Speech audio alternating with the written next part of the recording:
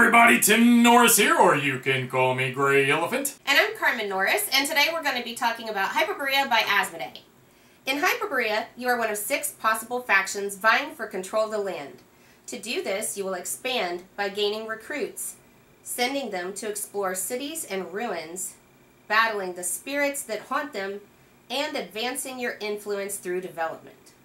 Each player at the start of the game can choose one of the 6 factions. Each faction will have a player board, 10 miniatures, a homeland, cloth bag of their color, 6 development markers, and 6 civilization cubes, 1 of each color. Each faction has 2 race tiles. These tiles are going to grant special abilities that break the rules of the game. Now this seems overpowered. For instance, the red dookie can activate warfare technologies for 1 less cube, while the purple matriarchy can clone soldiers on the map. Each of these abilities are tied specifically to that faction, and they just seem way unbalanced. But that's the beauty of the game. Each race has its own special ability that seems over the top, imbalance, balancing imbalance. The board will be constructed by placing one of the center tiles face down and surrounding all 6 sides with face down tiles. This creates a fog of war, where you never know what you're up against until you enter into an adjacent tile. Each turn you're going to draw 3 cubes from your bag. These cubes are how you're going to perform actions. There are a total of 12 base technologies on your player board. By filling up a set, you will then activate the technology. For instance, if you'd like to move, you could place a green and any color other than gray to gain 2 movement points. There are a lot of symbols to learn in the game, but I find most of them intuitive, especially after repeat plays. Now, moving your miniatures into a city or ruins can activate that city or the ruins. However, you must be the only person in that place. There will typically be ghosts that'll block you from activating, and other times there will be other players' miniatures.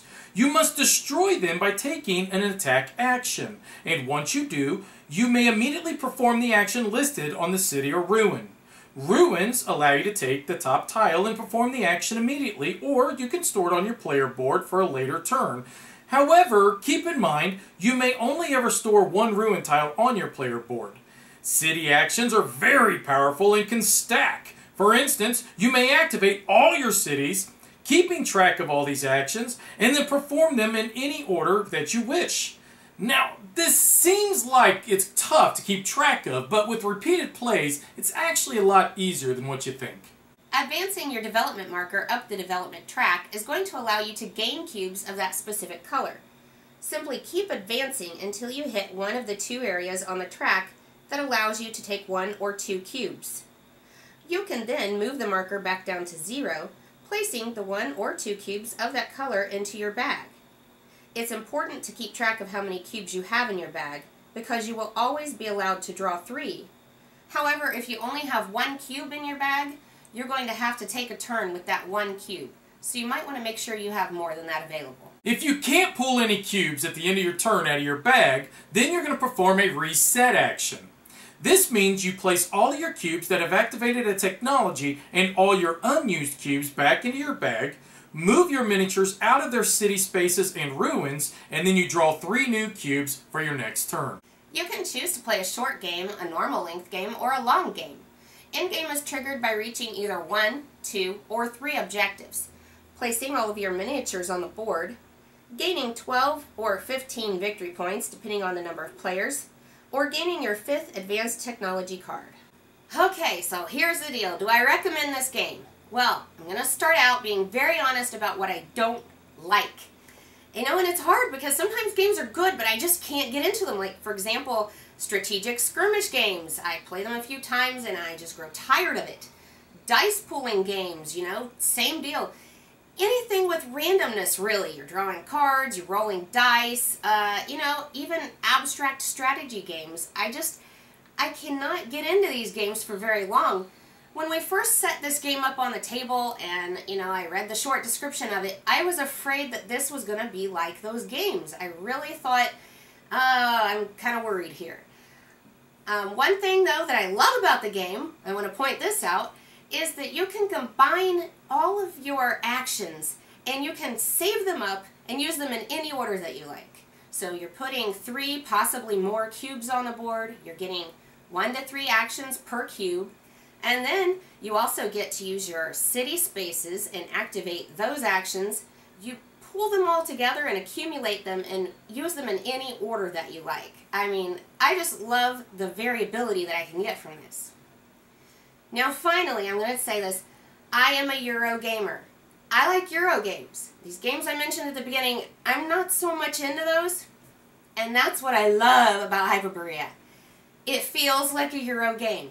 I feel comfortable playing this game. I'm not growing tired of the game, but it's got these elements in it that other Euro games don't have.